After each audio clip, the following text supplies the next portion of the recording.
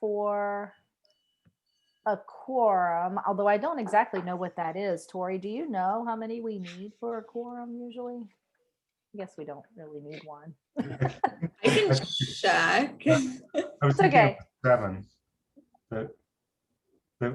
I thought we had 13 slots and we need 7 for a quorum. Okay, thank you for remembering, Roger. And so we have plenty here, and that probably doesn't include our county representatives. Correct. Okay. Let's see, so then I think I'm going to go ahead and call the meeting to order.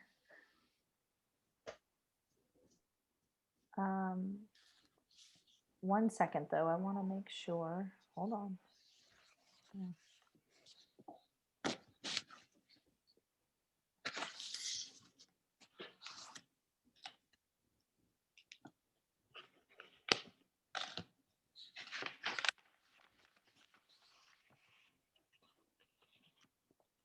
So Andrew is giving the habitat update, right? So we're not waiting for anybody in particular. Am I right, Tori? I believe that's right. Yes. Okay. Just want to make sure I'm not starting too soon. Okay. So we're going to call to order.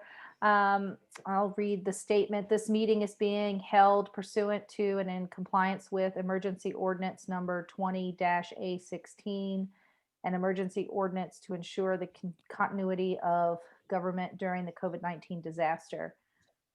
The committee members who are electronically present at this meeting are Roger Schickendance, Rick Randolph, Andrew Baxter, Craig Roller, Donna Price, Glenn Michael, Karen Davenport, Robert Finley, Sean Bridge, Thomas Thorpe, and our staff representative, Tori.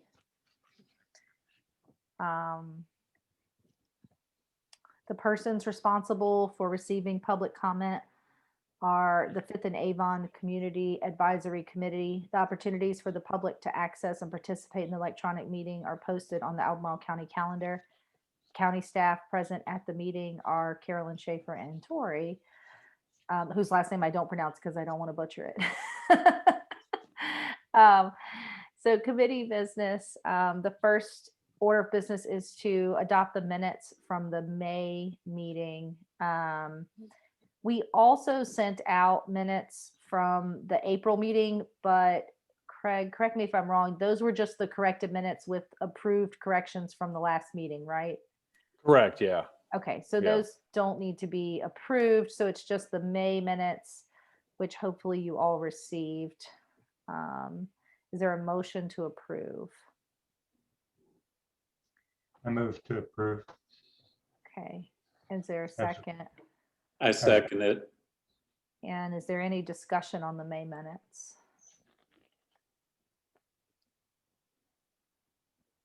All right, if there is none, then I will ask for all in favor of approval of the May minutes as submitted.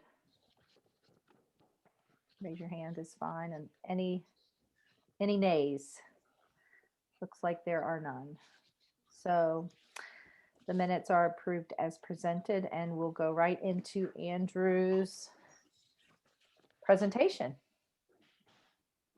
All right.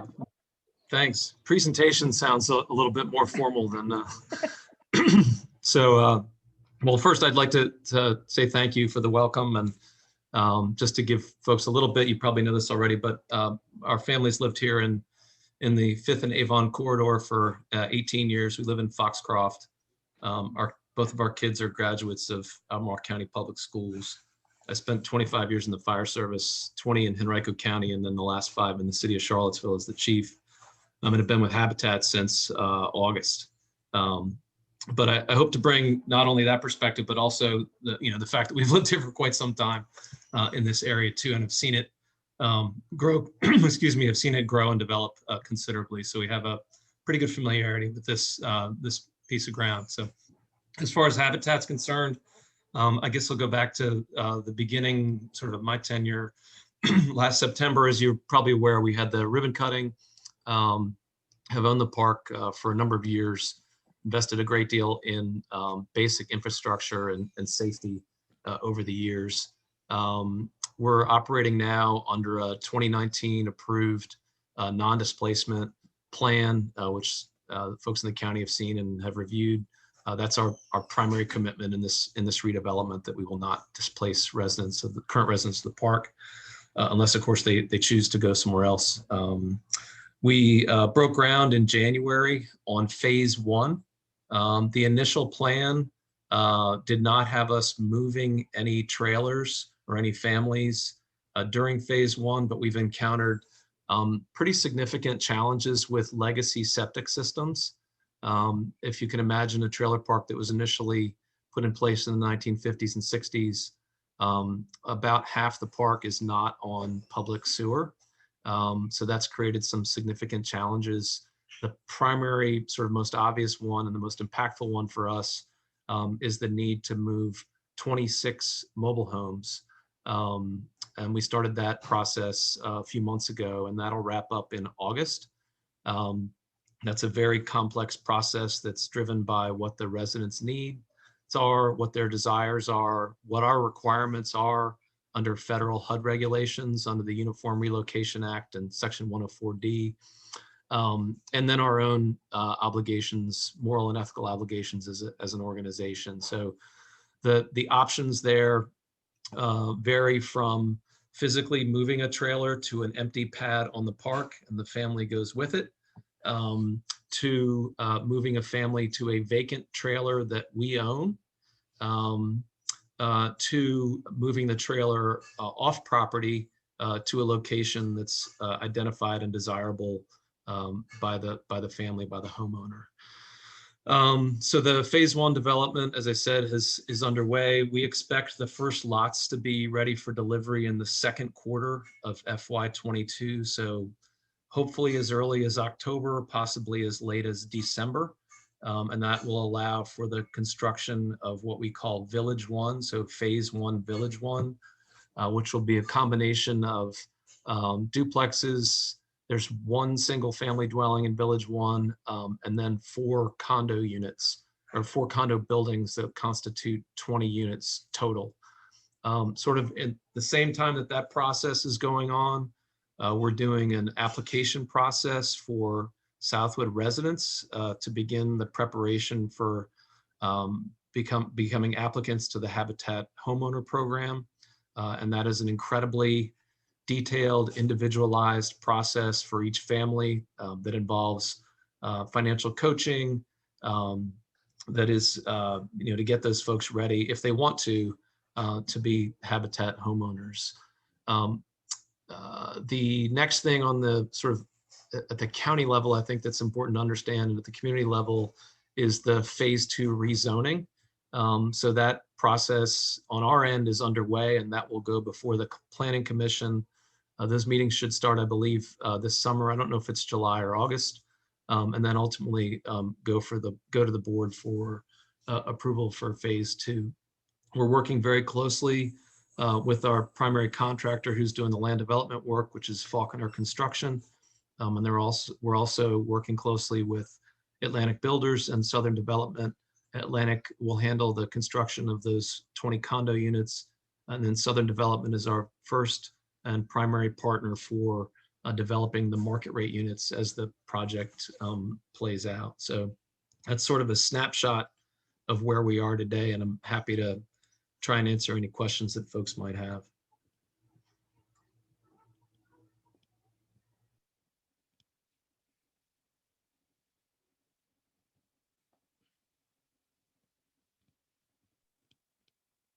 I do have a question.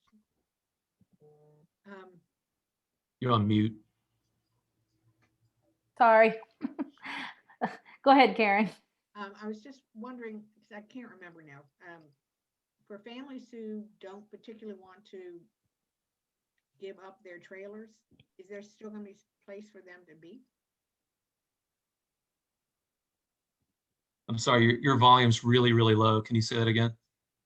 I also project about that far, so I'm sorry. For families that don't want to buy, actual buildings, but want to stay in their trailers, will there be a place for them to do that there still? So in the near term and potentially medium term, depending on where they are in the park, yes, that's a possibility. But ultimately, the entire mobile home park will be replaced by housing, Oh, okay. single family duplexes, condos. PHA is also a partner in the project, so there's a certain number. I can't quote the number off the top of my head, but recently there was LIHTC approval for the PHA project. So there was, very low rent units will be available for certain folks if they qualify as well. But the mobile home itself, if they own it and they want to stay in that trailer, ultimately what our obligation would be, and what we would do anyway, even if it weren't an obligation under URA, would be to try and locate a place for them to move that trailer. The challenges there are significant. There are not a lot of trailer parks in the region. The ones that are tend to have restrictions in place that we don't have, in terms of the number of vehicles you can park, in terms of commercial activity. And it's not part of the Southwood community too. And that's a very strong sort of connective tissue that exists within the community. So we'll do the best we can to try and find folks alternatives if they want to move their trailer. The other reality with a significant number of these trailers is their age and condition. So one of the earlier steps in our evaluative process is to do a physical inspection of the trailer and assess whether it can be moved. And if it cannot be moved, then we offer to purchase the trailer, and then we pay the costs of the demolition. Craig? Yeah, Andrew, just refresh me. What phase is the commercial aspects of this project supposed to start? When does that come online? So that's a good question. There is retail space in, I think it's called blocks 11 and 12 along Hickory, right after you turn off of Old Lynchburg Road, the area that's closed now. But I don't think you're going to see that for several years. It's certainly not part of Village 1. I can say that definitively.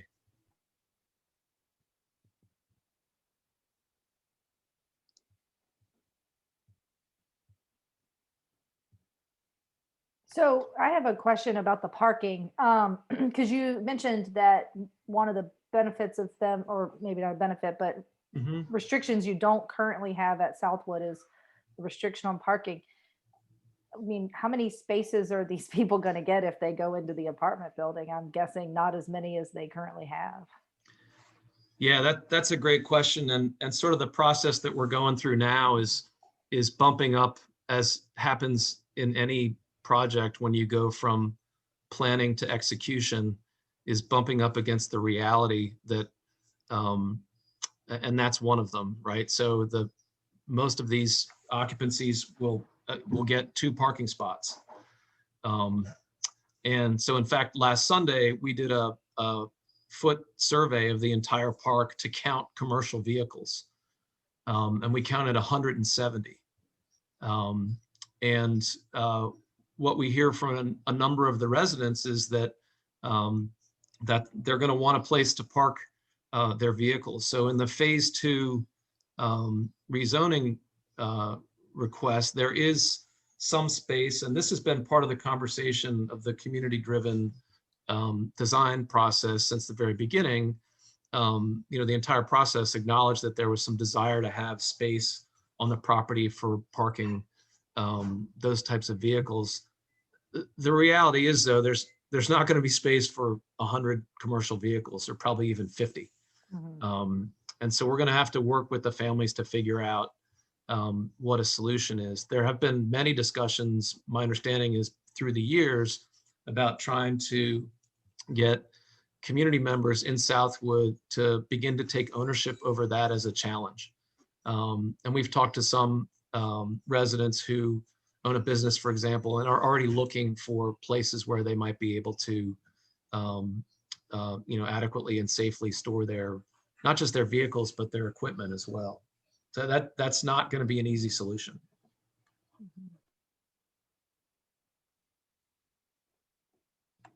Go ahead, Glenn. Yeah, thank you for the presentation, Andrew. I appreciate it. I live right around the corner from Southwood and Covenant, and I'm actually excited about the affordability and density, and hopefully with time, the additional infrastructure that this new community will bring. My children attend Mountain View, where all the other Southwood students attend. And so I'm excited about having this new neighborhood and the improved conditions there in Southwood, but I'm sure you also shared the concerns about the infrastructure not being there yet. I mean, you guys are working on developing the water and sewer and that kind of thing, but you've heard all the discussion about the schools, which are the 5th graders are getting shipped off to a middle school now, and it's overcrowded. And the Southwood community is really a vibrant part of the Mountain View community. And I'm just curious what discussions you have had with the Southwood community and the county in terms of how to navigate that tension between infrastructure, schools, and the needed density and affordability that's coming. Yeah, well, thanks, Glenn. It's a great question. And again, another multivariate complex issue, but I know that what I hear from our staff and in discussions with residents, Mountain View is one of the reasons that people land, if you will, at Southwood. 75% of the community is Latino, and a large immigrant population. And the program at Mountain View, I don't know if I'm going to say this correctly, the Spanish immersion or Spanish language, Spanish to English program is incredibly popular and widely known. So that's as a county resident, to me, that's a win. It's a wonderful program. So to me, that's I would put that sort of in the infrastructure bucket, not just physical space, but sort of infrastructure programming. But beyond that, I can't speak to what, I don't know that I have an answer for your question. I would turn it over to somebody else from the county in terms of the schools and their understanding of the level of the challenge that exists now and will continue to exist in the future as that place gets fully built out. Yeah, thanks. I agree. I also, my children are in the immersion program. I think it's a wonderful program, and the Southwood community makes up a really important, vibrant part of that. And there's talks of redistricting, and so I just worry that as we increase the density there, we might lose that, which I think we need the density and I'm in support of it, but also we just need to figure out a way to maintain that special program. And it's going to be difficult to expand that to other schools just because there's only so many bilingual teachers that can do it. So that's just something to continue working on.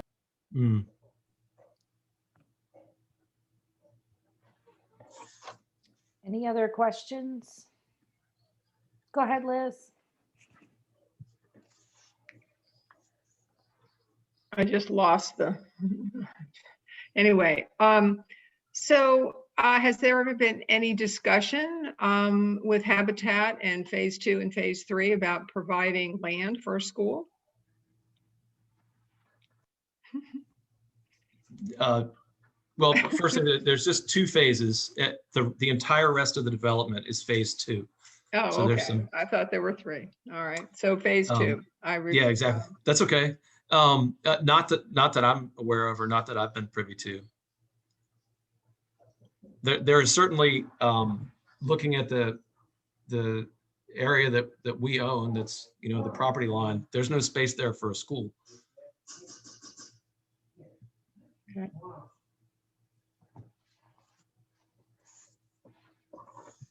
All right. Anybody else with questions for Andrew? All right. Thank you so much. We really appreciate you going through that with us. Next, Tori is going to do a brief presentation on the site plans that are under review in the 5th and Avon area. And then we'll have a Q&A. Yeah, thanks, MK. I'm going to go ahead and share my screen. Okay. Good evening, everyone. My name is Tori Kanelopoulos, Senior Planner in the Community Development Department. So I'm just going to briefly go through the site plans that are under review in the 5th and Avon CAC area.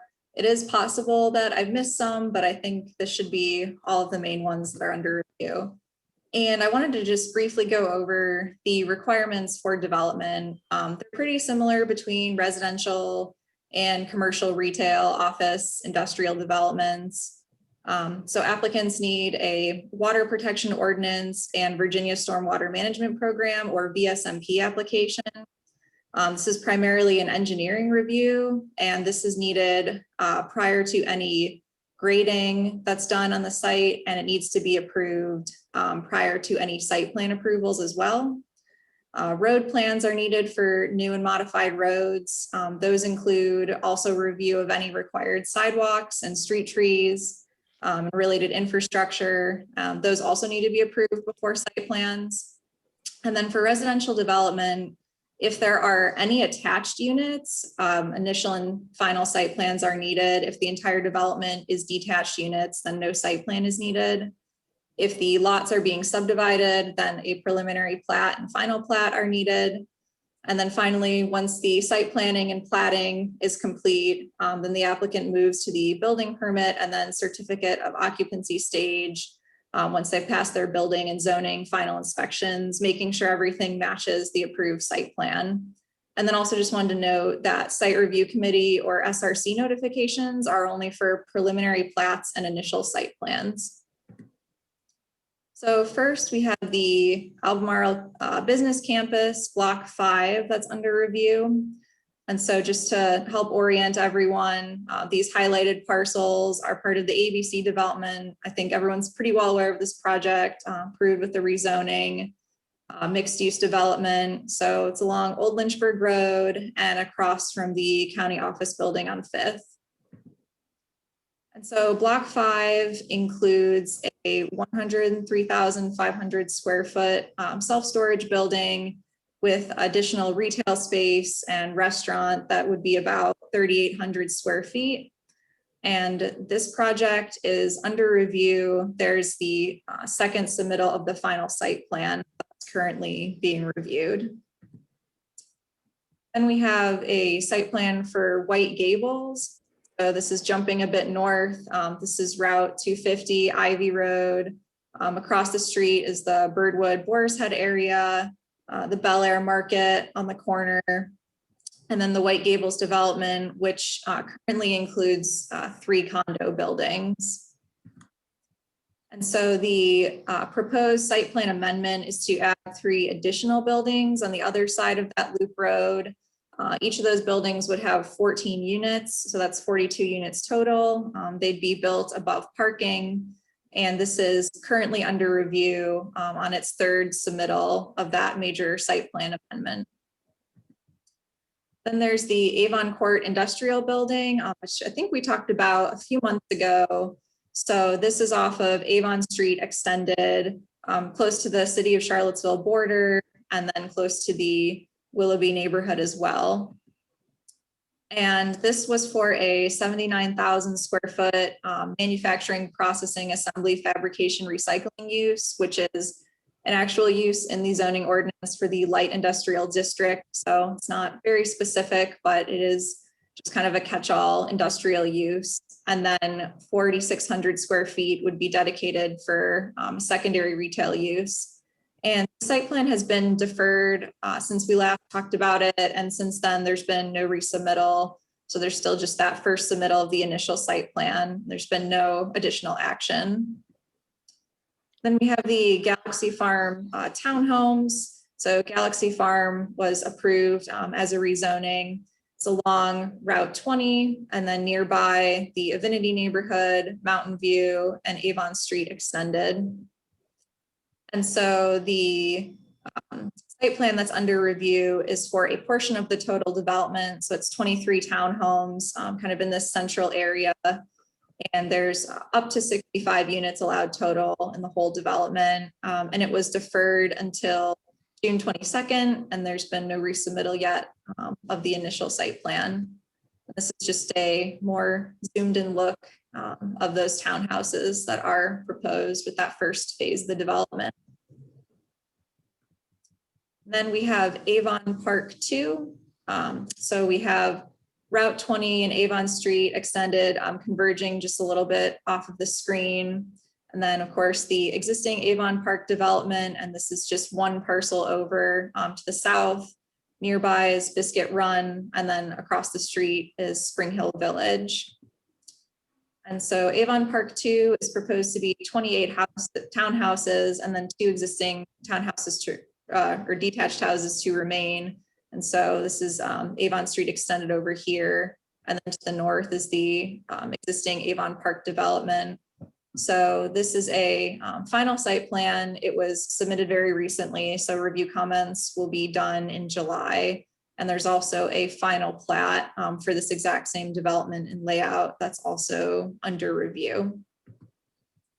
And then finally, we have Spring Hill Village. This is an approved development just across the street from Avon Park, where we were just talking about. You can see all of the lots have been subdivided.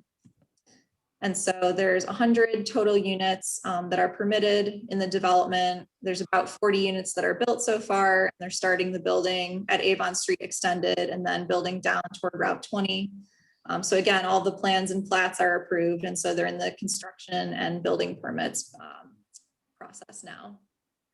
So that is all that I have. I'm happy to try to answer any questions if you have them. I can send the presentation around as well if that's helpful in case you want to look at any of these projects in more detail. Thank you. Thank you, Tori. I guess we'll just go right into Q&A about that. So Robert is first and then Tom. Tori, last week we heard about a new development further up Avon Street, right adjacent to Avinity. It was 2 lots that were being redeveloped. Has anything more occurred on that? I do not, is this the rezoning application? Yes, that is. It's owner lives on 1 lot and taking 2 lots, and they're immediately south on the south border of Avinity. I would have to check. I'm not aware of any application status changes since the most recent meeting for that one. Okay, thanks. Tom? Hi, Tori. Thanks a lot. If you could send that around, that presentation around, that'd be great. Thank you. Sure. It's a great reference for me because these things don't stick up necessarily in my head. Sure. Thanks. Related to that, before we get to Diane, I know we had that dashboard. That's still up and working, or?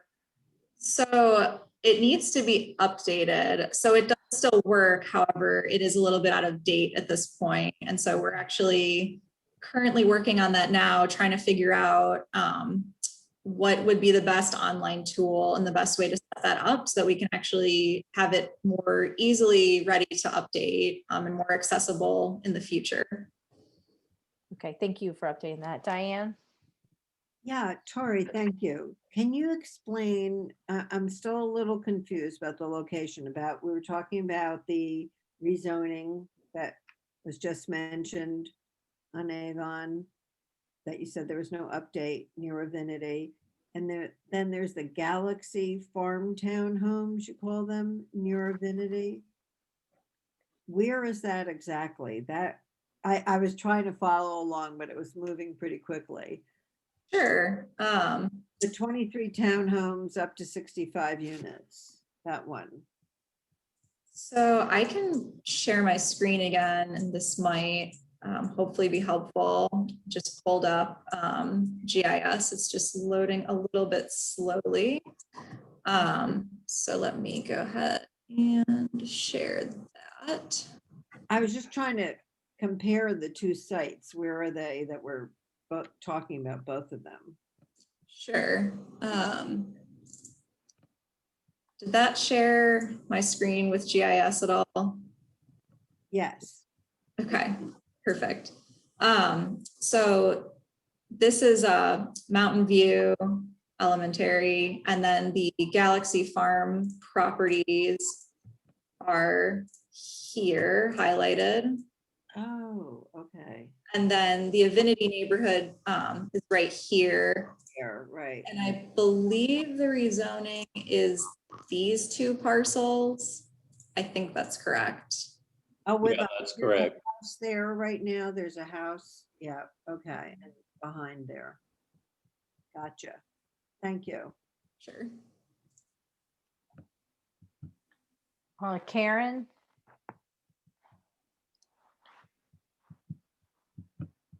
At all these new people coming in, are there any plans, and I may know this, but just forgot about it, to adjust Avon Street Extended to deal with all this extra traffic that we're gonna have? You know, are there any widening of it or changes to Avon?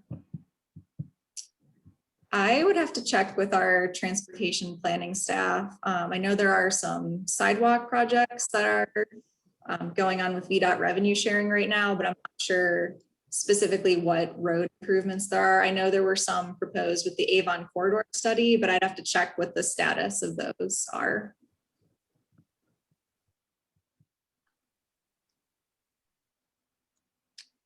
Diane, do you have another question or you still have your hand raised? Sorry, I guess I was thinking the same thing along with Karen. Is there going to be any road widening?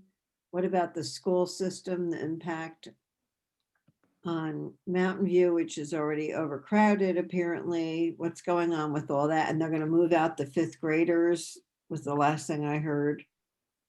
What's going on to accommodate that with all these new developments on Avon? Do you know? I am not sure of what the school's plans are specifically. I know they do have their own long-range plan with projection analysis. I will say for all of the developments that I did just go through, those are all, they were either previously approved with a rezoning or they were just a by right already development. And so those did not, need any additional legislative action that would consider school impacts, since those are just by right at the site planning stage. Right. Thank you, Tori. And just to clarify that a little further, please correct me if I'm wrong, but those projects are ones that are under site development review. And the reason we are reviewing them is just to remind the members that normally I think there would be an opportunity to comment on those in a public meeting, but they aren't currently having those meetings. Is that correct? So basically, we're just kind of reminding everybody, because if you want to make a comment on one of those, you need to do it electronically, I'm guessing, Tori? Yeah, and you can always reach out to the lead reviewer for the project as well. And if you look at the PowerPoint later and have additional interest in one of the projects, I'm happy to look up who the planner is that's reviewing it. We did have site review committee for those preliminary plats and initial site plans. So there was an opportunity for people to attend those meetings if they were interested to learn more or to make a comment. But yes, they are at this point all by right developments.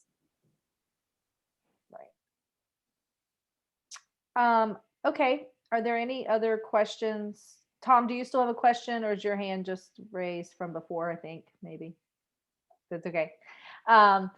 If there aren't any other questions about these, we did want to allow some time for a CAC discussion about the zoning amendment that we talked about a few minutes ago. I wasn't here at the last meeting, so I may not be the best person to lead that discussion.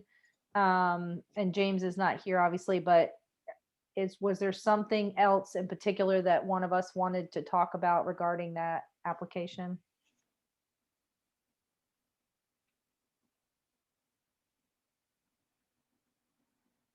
This is the one south of Avinity that you're referring to? Yes.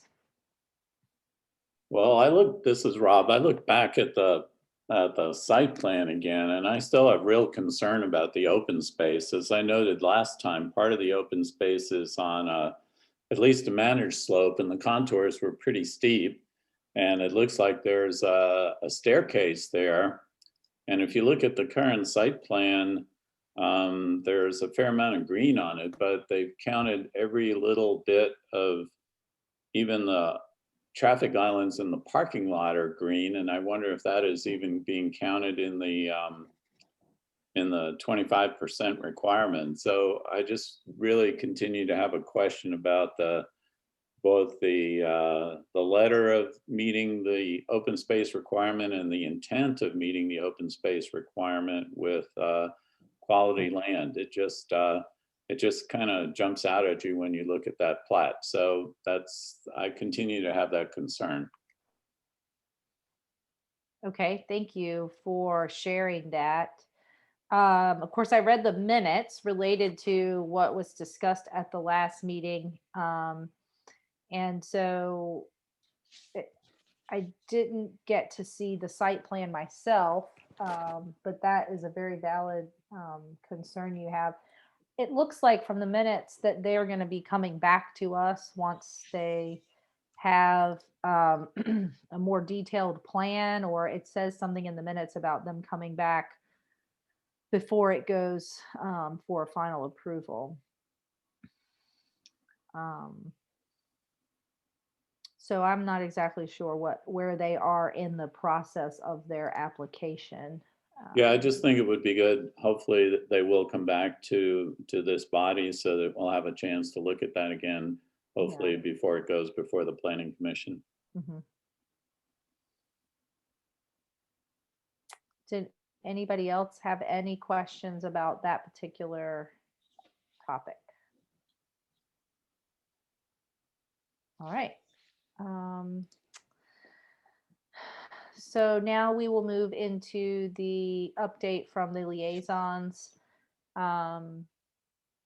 Let's see, we can start with either Donna or Liz. I'll go ahead and go. Thanks, Donna. Thanks, you're welcome. So we had a board meeting last night. We started a little late, 3:30, because we didn't have a long agenda in terms of number of items, but we went long in terms of time. There were a number of things that we covered.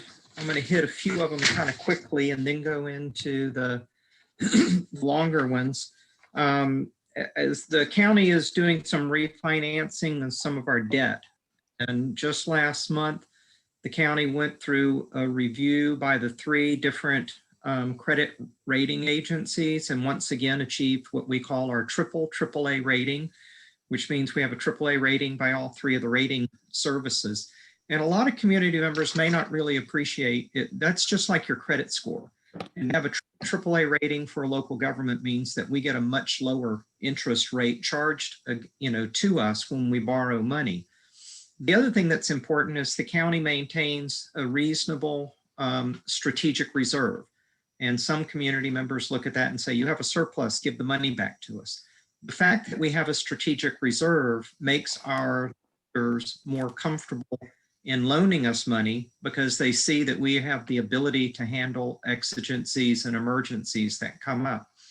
And I don't remember the exact figures, but I think it's somewhere around about $100 million that was refinanced. About 60 million of that was at 1.866% and about 40 million at 0.87%. And we were hoping that we would get somewhere in the 2 to 2.5 or maybe 3% rate. So that is going to equate over the course of the term of these loans to literally millions of dollars that the county is going to save. So I really give a lot of credit to our county executive, Jeff Richardson, the whole staff in our budget and finance office. That's really going to save the county a lot of money. We also spent some time talking about the ARP funds.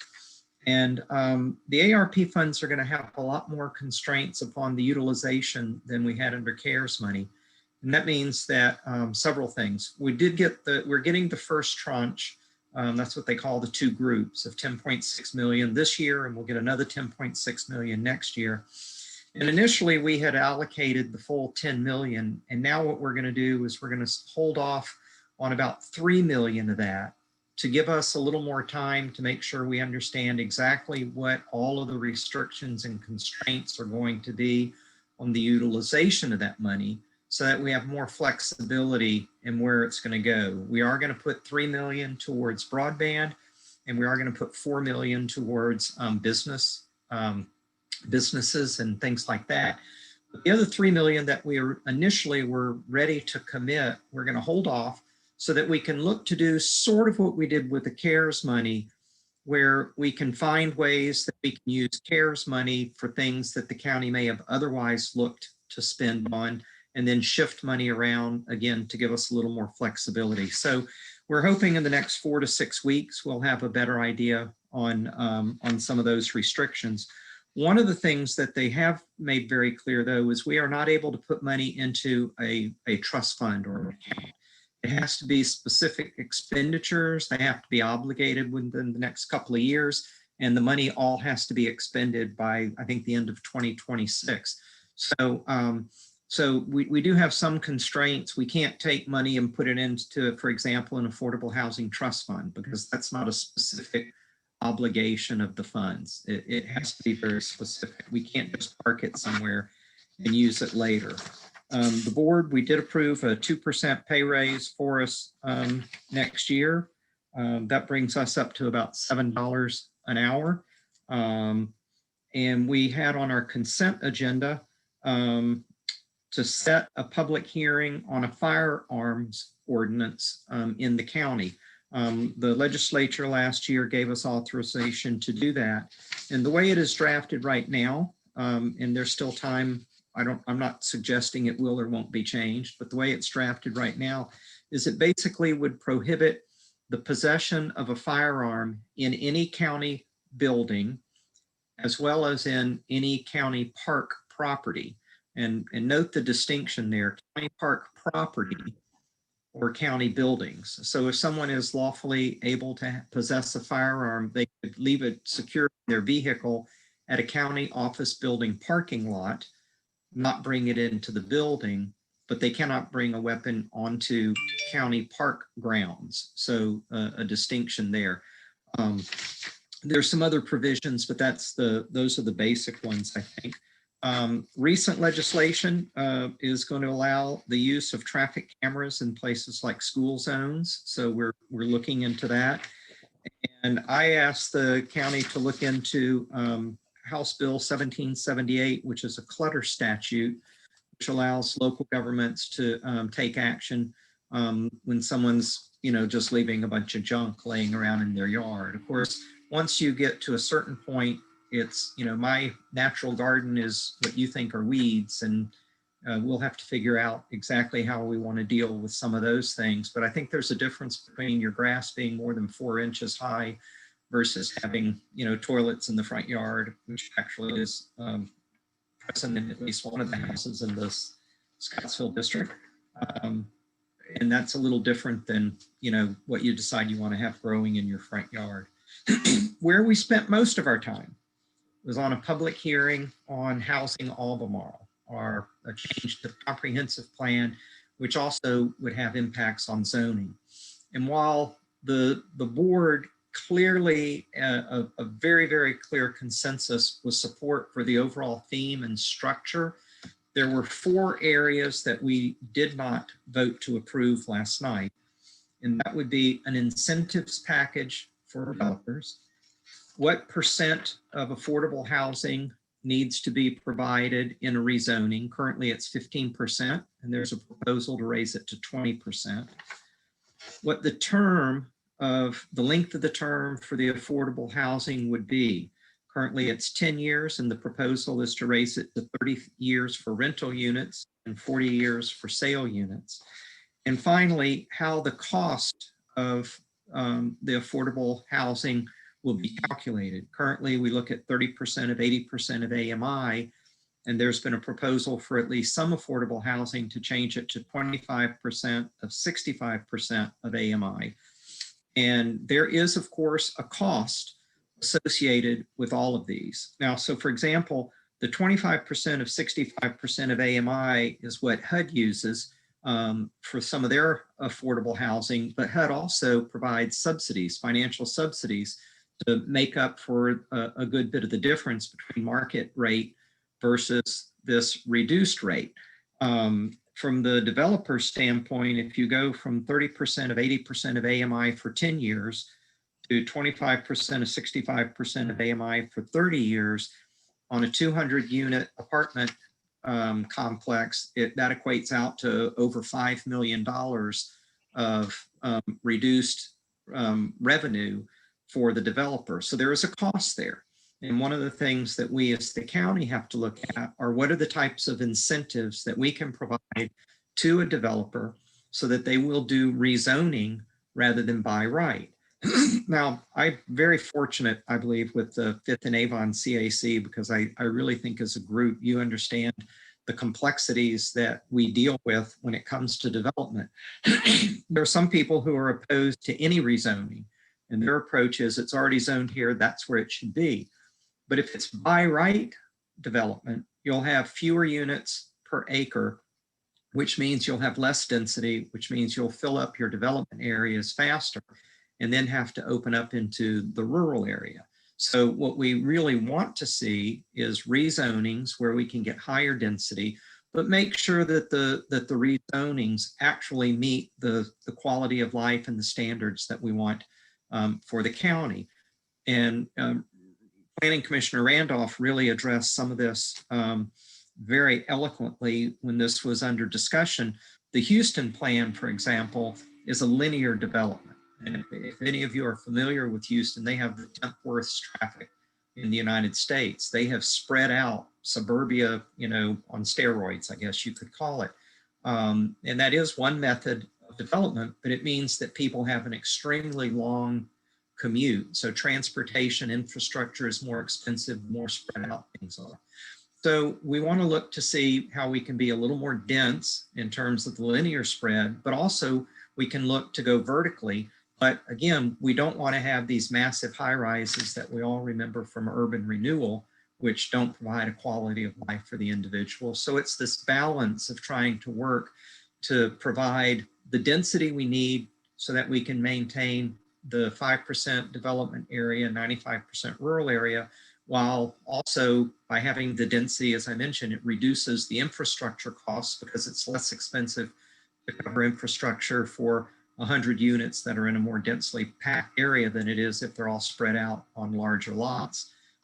So again, what we did yesterday is we approved essentially what I would call the concept of the housing plan, which does allow county staff to start working on things. But we directed county staff to come back to work on those 4 things: incentive packages to the developers, which could be things like tax breaks, reduced hookup fees, expedited processing of their applications because time is money, any number of things. We want to have a policy that not only makes us feel good, but it will achieve good. So, while we would like to go from 15 to 20% affordable housing, is that going to be an economically viable plan? Because if not, then developers will use by right and they won't use the redevelopment. Can we afford to increase the term for rentals from 10 years to 30 years and ownership to 40 years? And I think Southwood has a great model in terms of your ownership with an equity buildup, but it takes a number of years. If you sell sooner than that, then you don't get to take the full profit out of it because you get the benefit of a reduced cost. And then finally, what is the cost point that we're going to look at to calculate affordable housing? So I believe that's the main things from the Board of Supervisors meetings. I do need to add, though, from the Scottsville District, next Wednesday, June 23rd, from 3 to 8 is the Bateau Festival down in Scottsville. It's really a neat event. As you know, the Bateaus start in Lynchburg, they go to Richmond, and we are the only town that they stop at overnight. All their other overnight stops are just in fields. Our Scottsville Independence Day festivities will be on Saturday, July 3rd, to avoid interference with church. And there'll be a parade at, at 9 o'clock. There'll be a cruising car show at Upper Town from 10 to 2. and a music festival from 5:30 to 9 p.m. There will not be a fireworks display in Scottsville this year, excuse me. But I did see in the news that it looks like there's going to be another big one on Carter's Mountain. So people should be able to see it from pretty far and wide. And that's the majority of the report I've got. I'll see if Supervisor Palmer has other things to add. Thank you.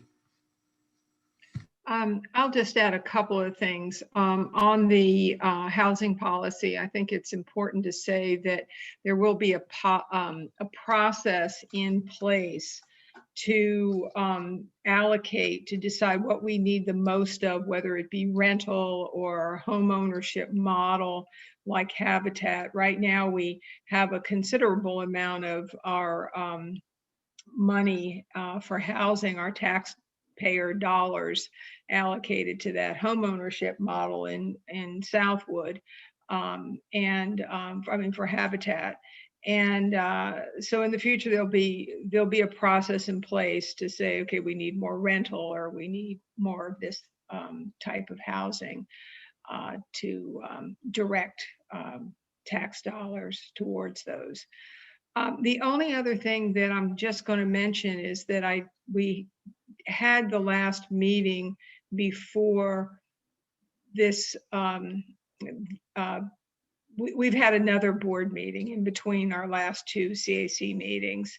And the last CAC meeting, or maybe it was the one before, I don't remember, we talked about the homestay policy.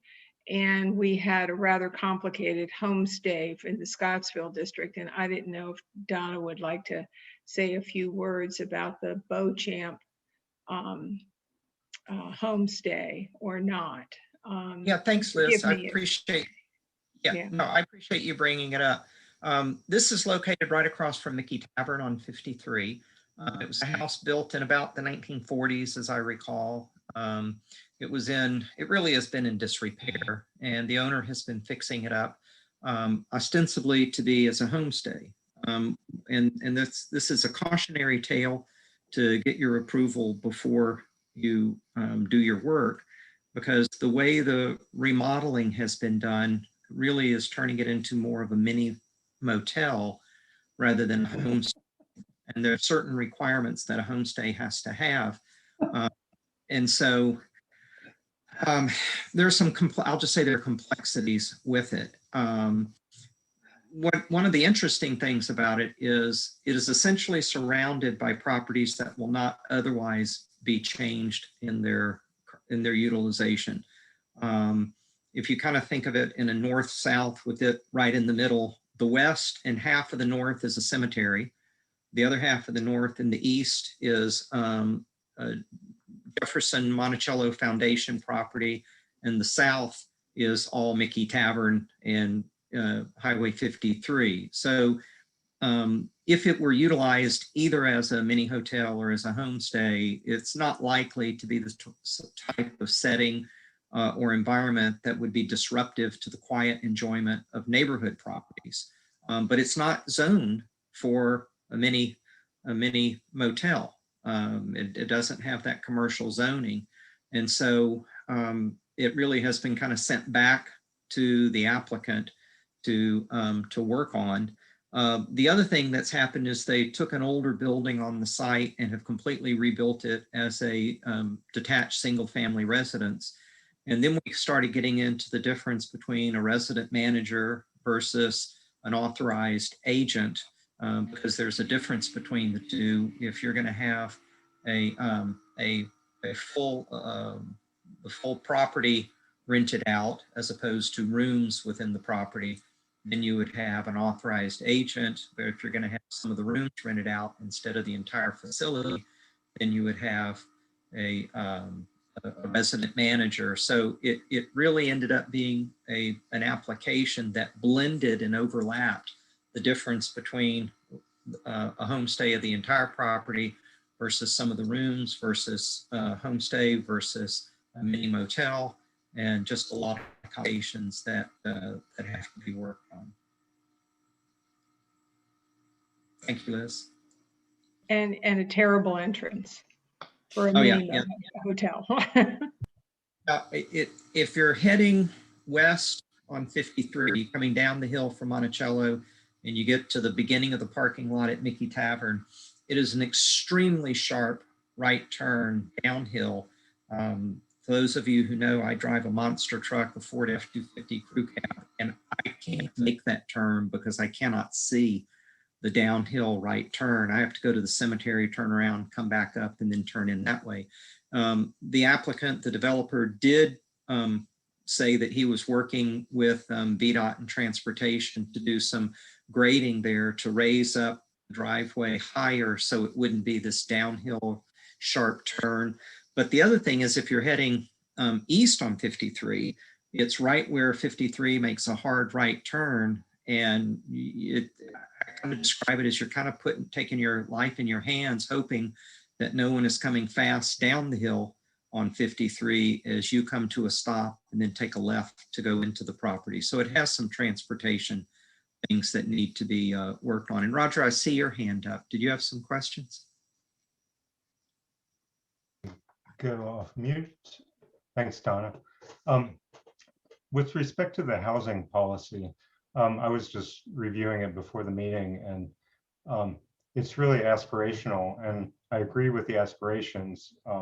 I just wanted to call attention to a couple things. The objective one is increase the supply of housing to meet the diverse housing needs of all current and future Albemarle County residents. And then two is increase the supply of long-term affordable and workforce rental housing in Albemarle County. And as someone who deals with aspirational writing all the time, I applaud that.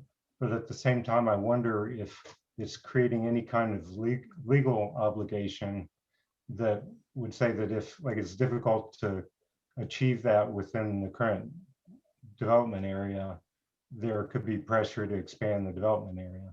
And I know that's something that we as a community have resisted and that the supervisors have held firm on. And I'm just raising the question whether that's something, that's a risk that's opened up by the aspirational language.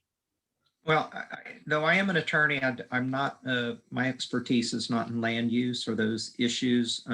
Greg Campner, the county attorney, is who we turn to for those legal analyses. And there was nothing raised by his office in terms of whether that was raising a legal burden on the county. I mean, theoretically, and I do want to say theoretically, as long as Albemarle County's population continues to grow, I think eventually there would come a time where you almost are required to expand the development area if you have no more development area land that can be developed. But our objective is to avoid reaching that stage as long as possible, to have managed growth, to avoid urban sprawl. Because what has drawn us here, for those who moved here or kept those here, for those who've been here for a while, it is, in part, it's the beauty, the natural beauty of the area. And so in the development areas, we do have to have density. And you can see that actually pretty clearly if you look at the triangle between 20 Avon Street and 64. I mean, look what's happened from Mountain View heading south. It's pretty intense development that's taking place. And to address a question that was raised earlier, I am not aware of any current plans to widen Avon Street. I am aware of plans, proposals, and commitments to improve the pedestrian access through sidewalks and crosswalks. I know that there is consideration of a traffic circle at Mill Creek and Avon Street.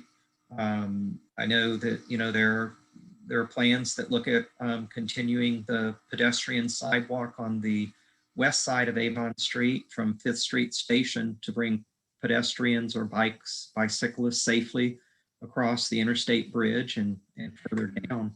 But in terms of the widening of the road itself, I am not aware of any plans for that. And then, of course, the other thing is the county doesn't make those decisions. That's a VDOT decision. And VDOT it's that constant tension that we have going back a little bit on a different tack, but towards Mountain View Elementary School.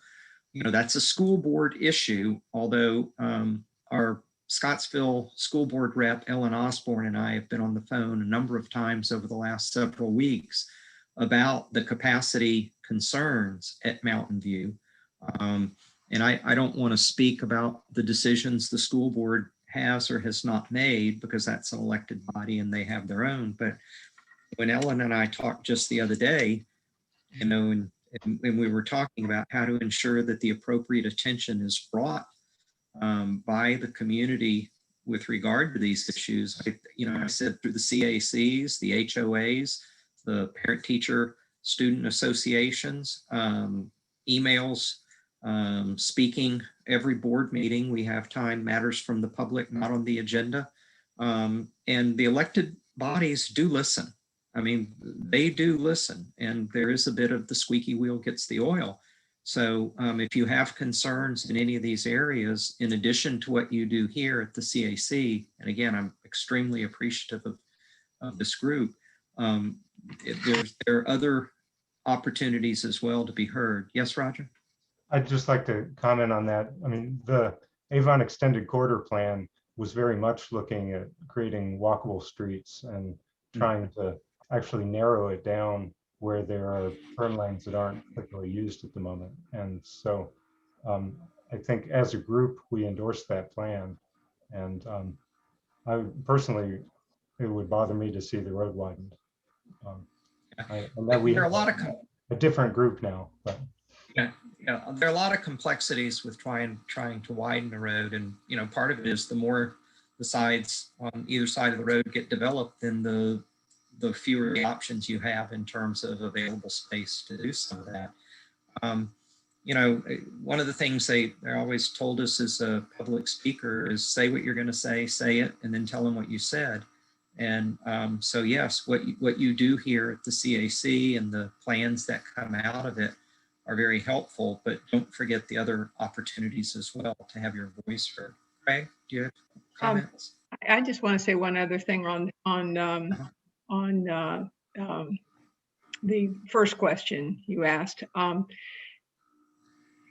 Our previous planning director said one time, and this really stuck with me, is that if we're willing to redevelop some of our nodes along 29 North, and we're willing to go up, we have enough space, residential space for people for the next 110 years. Now, I don't, you know, it really depends on what we're willing to do and what, you know, and the owners of those properties are willing to do. But we do have a lot of redevelopment potential in our development area now, and I would hope that future boards will embrace that, and landowners will come forward and want to do something with redevelopment, with obviously probably going to need financial help from taxpayers. Good points, Liz. And the tension I was talking about is VDOT doesn't improve, expand, I don't necessarily mean widen, but expand roads until the demand is demonstrated, and the school board doesn't build schools generally until the demand has been demonstrated. It'd be great if we could afford to do it before then. If you want to have the bridge to nowhere in Alaska situation, but financially, you know, the resources are just not there to always be able to build ahead of demand. Craig, did you still have comments or questions? It was just a comment, Roger, to follow up on your comment about the Avon Corridor study. I'm just afraid that by the time there's actually money to start working on that, it's going to be so outdated. We've got to go back to square one, because with all the development coming, I'm not sure Avon, what we came up with, is going to be able to handle what we came up with.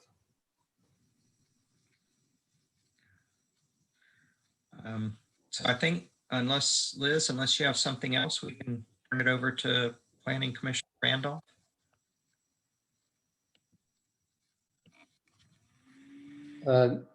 Chair King, would you like me to say a few remarks? I want to say first that now Supervisor Price has helped us identify one of the leading causes of inflation in the US economy. When I joined the Board of Supervisors 6 years ago, the pay scale was $6.37 an hour. It now has jumped up to an astronomical $7 an hour. And this, my friends, is what's causing inflation in our economy. I also want to take note of the toilets in the front yard. I'm mindful of the fact that one French artist by the name of Marcel Duchamp was the Scandale de Paris in 1923 as he exhibited a toilet in a surrealistic exhibit there in Paris. And you can see this today, by the way. It's at the Philadelphia Museum of Art. But Supervisor Price, I think there's an opportunity here for the Board of Supervisors to sponsor a contest, and that is there would be an award for the most attractive front yard toilet that was exhibited in Albemarle County. And I think, when we open that to the artistic impulse, there's nothing beyond the imagination of what people will come up with. And I think it will be truly stirring and be an exciting contest. So I really am appreciative that you brought up both of those points. Two things I wanted to talk about. First is we did have deliberation as a body within the month on the compliance with the comprehensive plan review, the CCP, not CCCP, as Mr. Putin would have preferred that it be. Anyhow, the compliance with the comprehensive plan review, this is the first one I've seen in my 9 years plus with the county. And what is unique about it is basically the legislature has turned it over to the Board of Supervisors to the Planning Commission to make a decision that the board can overturn, but really woe be to them. It has to be for a compelling reason. So they do not go ahead and actually take a recommendation from the Planning Commission. They just are going to affirm it or disaffirm it. So that was a really unique application, but it did pass unanimously on Tuesday night. So just to let you know about that. The other thing that I thought I would mention, I would urge all of you to be sure that you get a copy of the Albemarle County Service Authority, the popular annual financial report. There it is, backwards. But ask for a copy from Albemarle County Service Authority because you all use their water.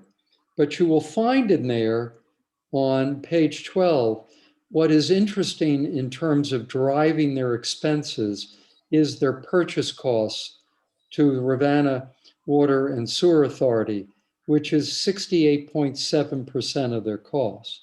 And so part of what is continuing to drive up the cost of water, and you'll see on the chart, it shows their operating expenses continuing to go up.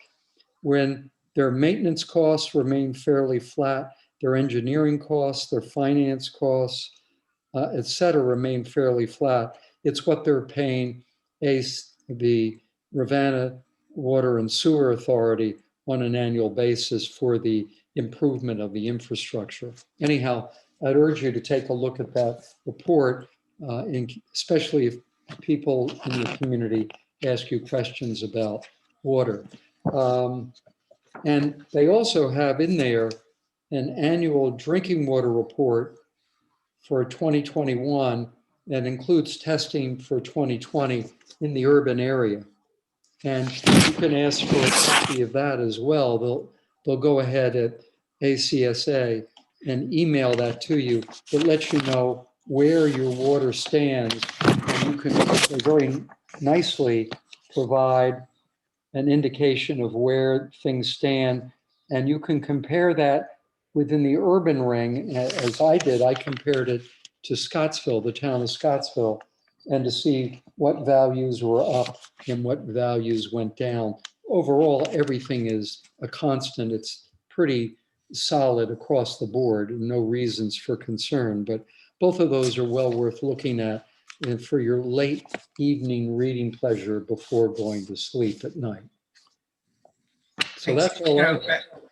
Thanks, Rick.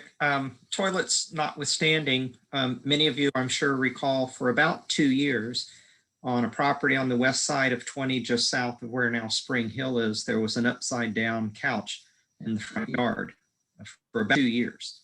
And so that clutter authorization may help us there. And I see Planning Commissioner Firehawk is also with us, so perhaps you may want to add from the Planning Commission standpoint.